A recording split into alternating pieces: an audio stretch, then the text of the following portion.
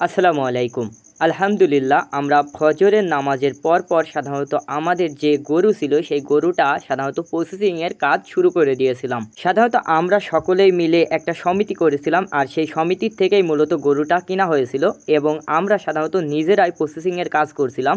যেহেতু আমরা কোনো কসাই ভাড়া করেছিলাম না সেহেতু আমরা নিজেরাই করছিলাম। সাধারণত আমাদের 7 কেজি করে ভাগ হয়েছিল। মাথাপিছু টাকা দেওয়া লেগেছিল সাধারণত 5,200 টাকা। তো আলহামদুলিল্লাহ অনেক ভালোই হয়েছিল লাভ। মাংস ভাগ শেষে আমরা সকাল সকাল বেরিয়ে পড়লাম ঘাস কাটার জন্য। যেহেতু ঈদের দিন এই ঘাসগুলো কাটা যাবে না সেহেতু আমরা একদিন আগের থেকেই প্ল্যান করেছিলাম যে ঘাস কেটে রাখবো। আর দ্বিতীয়ত আমাদের কোনো লাগানো ঘাস নেই সেহেতু আমাদের মাঠ থেকে মূলত 4 বস্তা মতো ঘাস সংগ্রহ করতে হবে। আলহামদুলিল্লাহ সকাল সকাল সাধারণত আমাদের ধানের আলে এসে দেখলাম যে অনেক পরিমাণ ঘাস হয়েছিল। তো একটা আল কাটার পরে সাধারণত আমাদের 1 বস্তা পরিমাণ ঘাস হয়ে গেছিল। যেহেতু এই সময় সাধারণত ধানে প্রতিদিনই পানি দেওয়া লাগে সে কারণে মূলত এই ধানের আলগুলোতে প্রচুর পরিমাণ ঘাস হয়েছিল। যাই হোক সকাল সকাল ঘাস কাটা শেষ করে সাধারণত এই বস্তাটা আমরা বাসাতে থুয়াইব।